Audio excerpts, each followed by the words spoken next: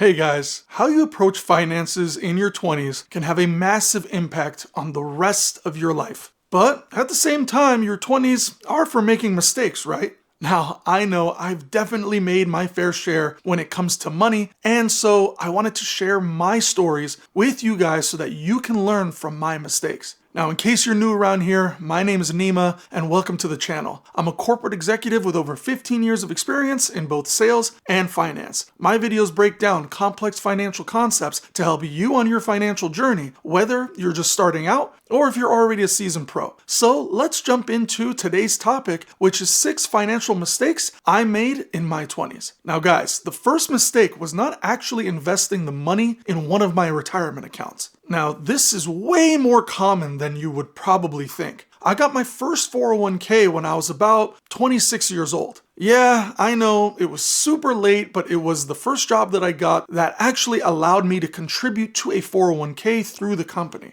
And honestly, at the time, I really thought I was all good. I now had this retirement account and I figured, well, I'm ahead of the game here. But what I failed to realize is that you need to go in there and actually pick a fund, because if you don't, then the company would decide one to be automatically picked for you. And unfortunately for me, it was a very painful lesson. Now, I had that money in there for an entire year before I actually realized this. And I will never get that time back or the money that I could have maximized had I chosen the right fund to begin in the first place. Since then, of course, what I've done is I've gone in and I've actually invested that money properly. So this is very important, you guys. If you open any type of retirement account, just know that you need to go in there and actually make sure the money is invested where you want it to be invested. And if you can, start earlier than me. There's no reason that you should wait until your later 20s to get started. If it's not a 401k, then just start a Roth IRA. Just have some kind of retirement account that you can contribute to get things started and to set up your future.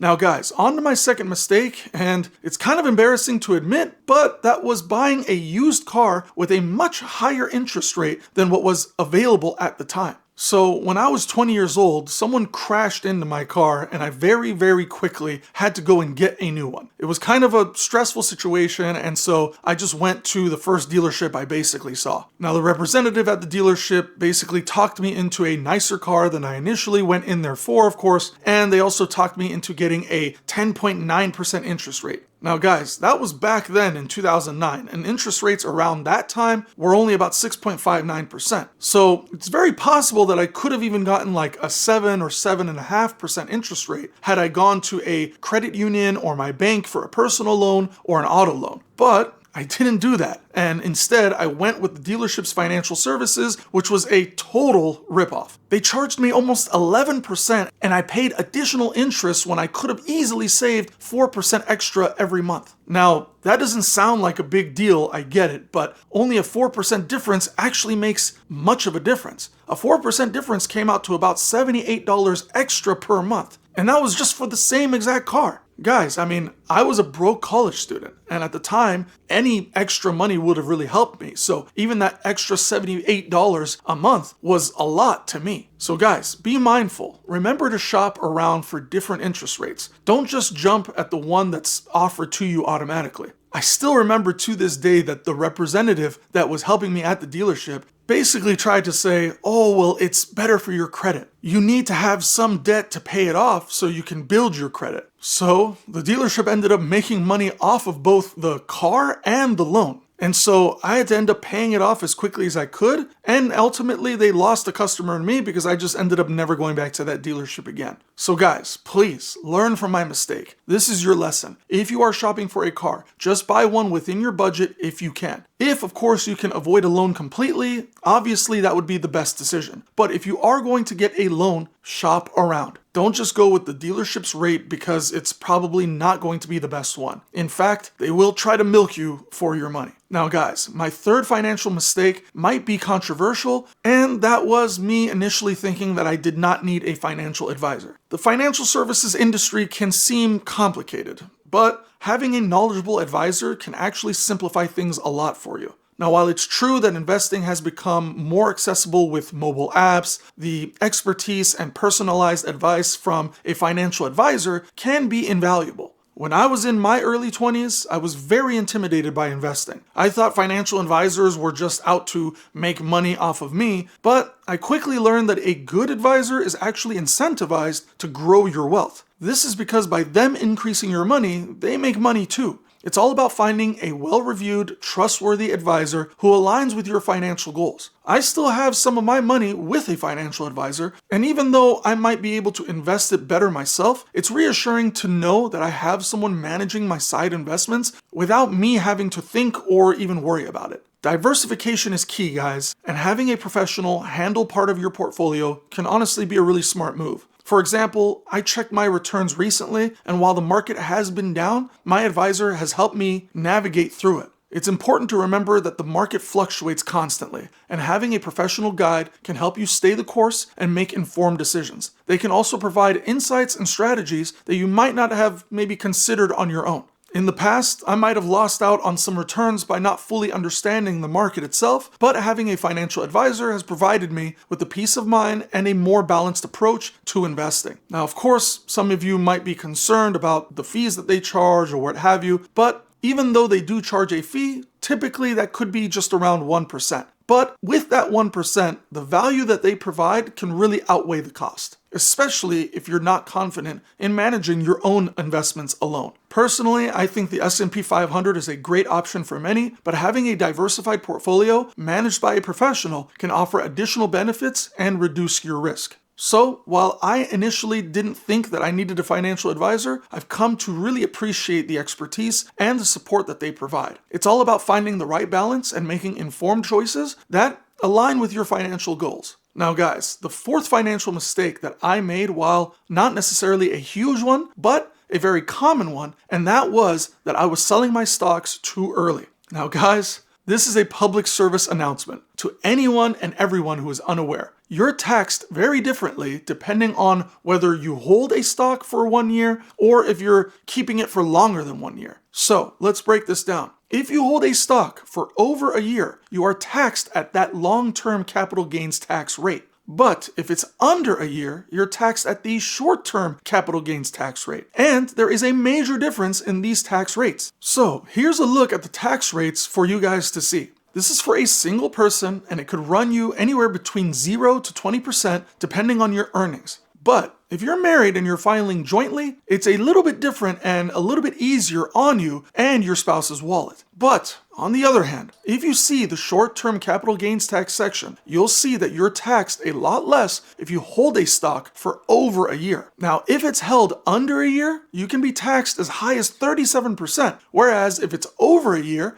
it's never going to be above 20%. Or maybe I shouldn't say never, but at least for now, it's not going to go above 20%. Now think about it, that's almost double the difference, and it's absolutely nuts. So keep in mind that if you're investing in the stock market, think long-term and for the long haul. It's also very important to remember that how much money you make a year makes a big difference too. It's all dependent on your tax bracket. Where the difference gets quite high is if you're making above 180K a year. So just keep this in mind. The time I made this stock mistake was during the pandemic. Like a lot of people, unfortunately, I had fun buying and selling stocks, and I did make money doing it. Basically, I was just swing trading, and it was just kind of for fun, but I ended up paying a lot more in taxes than if I had just held it for the entire year. And the kicker is, when I looked at the end of the year, I saw as much as everything had gone up and down, in the end, I was still lucky it was still up, but I would have kept a lot more of that money if I had just held it the whole time. Now guys, on to my fifth mistake. The fifth mistake I made was not opening up a credit card soon enough. But it's not for the reason that you might think. It's not because of credit card points or something simple like that. The reason this one is a mistake on my list is because it affects your credit score, which then in turn affects your interest rate when you go buy a house, which then in turn affects your monthly mortgage payment. So, your credit score is affected by a number of factors, and those are how old your bank accounts are, how long you've had credit cards open for, any loans that you have currently, and so on. As of right now, the average age of my credit says it's only 8 years, and I'm 35 years old, so that's not really that great. I didn't open a personal credit card until just 8 years ago. It was honestly terrible because all I would do is just use a debit card for all personal expenses. And because of this, I wasn't able to really build my credit or collect points in the process. Now, I do wish that I had just opened up a personal credit card when I was 18 and used it responsibly, fully paid it off every month and everything like that. But because my credit score would have probably been higher and I probably would have been able to get a slightly better interest rate on my first house, I wish I would have done this sooner. Now, when it does come to buying a house, your credit score is actually really important. It doesn't matter if it's a rental property or an actual home that you plan on living in. It can be the difference of hundreds of dollars or even thousands of dollars a month depending on what you buy. If you have a really good credit score, you're going to get a really good interest rate and you're going to pay less money every month because you're going to be paying less in interest overall. Now, over the course of the entire loan, you could save tens of thousands of dollars. And the nice thing is, the banks will typically approve you right away because they trust your credit history. So guys, honestly, it's really important to use credit cards responsibly. Never more than what you have, but always pay it off full every month. And that's my advice because that's what I do. You want to try and aim for fully paying it off every month because paying just the minimum will add additional interest fees that you do not want to pay. So, build your credit easy, spend low, pay full, and just repeat that cycle. Now that I've learned these lessons, I feel very comfortable having credit cards, and so I do wish I had opened one sooner because I probably would have even had a better credit score today. Now, luckily, I've been able to get it above 800 now, but for a while, it was much, much lower than that. Now guys, on to the sixth and final financial mistake that I made in my 20s was just not investing in my own personal development. I know it might sound a little bit unconventional, but hear me out. When you're in your 20s, it's easy to focus solely on making money and saving money for the future. However, investing in yourself, whether it's through education, learning new skills, or even taking care of your mental and physical health, that can pay off in ways that you might not immediately see. I spend a lot of time and money on things that give me instant gratification, like going out with friends or buying the latest gadgets, but I didn't prioritize my own growth and development. Looking back, I wish I had taken more courses, attended more workshops, or even just read more books, and that honestly could have helped me advance my career and my personal life. These investments in yourself can lead to better job opportunities, higher earning potentials, and a more fulfilling life overall. It's not just about the money that you make, but also about the person that you become. By neglecting this aspect, I missed out on all opportunities to improve my skills and my knowledge, which could have had a significant impact on my personal finances and personal success. So guys, my advice to you is to start investing in yourself now. It doesn't have to be expensive or time consuming. Even small steps every single day, like taking an online course, setting time aside for self-care, that can make a big difference. Remember, the best investment that you can make is in yourself. It will not only help you achieve your financial goals, but it'll also lead to a more balanced and enriched life. So don't wait until later to start your future self today. You will thank yourself for that. So guys, that's pretty much it. Those are all my financial mistakes in my 20s. Looking back, I really wouldn't say all of them were too bad, but I do wish that I had someone to educate me, or I wish that I just trusted myself more and had not been intimidated, because it turns out my intuition was pretty right on to begin with. Now I want to thank you for watching this video all the way through. Please go ahead and like, subscribe, and comment down below if you have any major financial mistakes that we could learn from you. Thank you for tuning in, and I look forward to seeing you in my next video.